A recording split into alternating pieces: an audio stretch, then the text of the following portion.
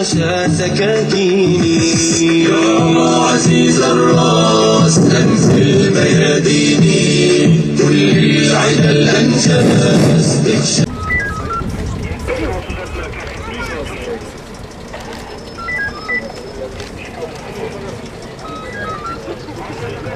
Sumut filosu kısa bir süre önce İspanya'dan yola çıkmış, İtalya'ya uğrayıp oradaki katılımla birlikte Yunanistan açıklarına doğru geliyordu. Yunanistan'dan ve Türkiye'den katılımlarla Gazze'ye doğru insanlık vicdanını taşıyacaktı. Ancak çağın korsanları, zamanın zalimleri, dönemin aşağılıkları tarafından yolları kesildi.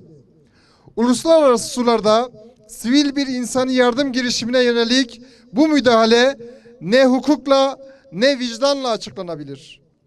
Gazze'ye nefes olmak için yola çıkan Sumut filosuna yapılan bu saldırı, güçlünün hukuku kendi çıkarına göre eğip bükmesinin açık bir örneğidir.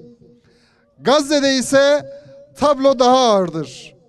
Yıllardır süren saldırılar, abluka ve yokluk içinde bir halk en temel yaşam haklarından mahrum bırakılmaktadır. Buna rağmen Gazze halkı acının, kaybın ve yıkımın ortasında dahi metanetini, sabrını ve onurunu korumaya devam ediyor. Bu dirayet yalnızca bir hayatta kalma mücadelesi değil, aynı zamanda insanlığın ortak vicdanına tutulan bir aynadır. Gazze bugün sadece bir coğrafya değildir. Gazze sabrın, direncin, fedakarlığın, vakarın adıdır. Günlerce aç kalan ama onurundan vazgeçmeyen annelerin adıdır. Enkazın başında beklerken bile umudunu kaybetmeyen babaların adıdır. Oyuncak yerine korkuyla büyüyen ama yine de gülümsemeyi unutmayan çocukların adıdır Gazze. Elektriğin olmadığı, narkozun verilmediği ortamlarda, ameliyat masalarında Kur'an tilavetleriyle o acıya dayananların adıdır Gazze.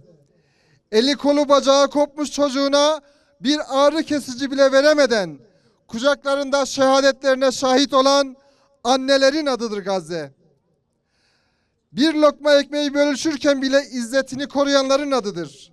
Ve belki de en çarpıcısı her şeye rağmen insan kalabilenlerin adıdır.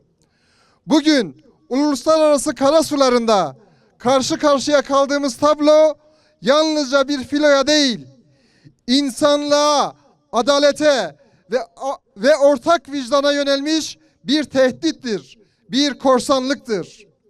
Ablukalarla, baskıyla, hukuksuzlukla ayakta kalmaya çalışan hiçbir düzen kalıcı olmayacaktır.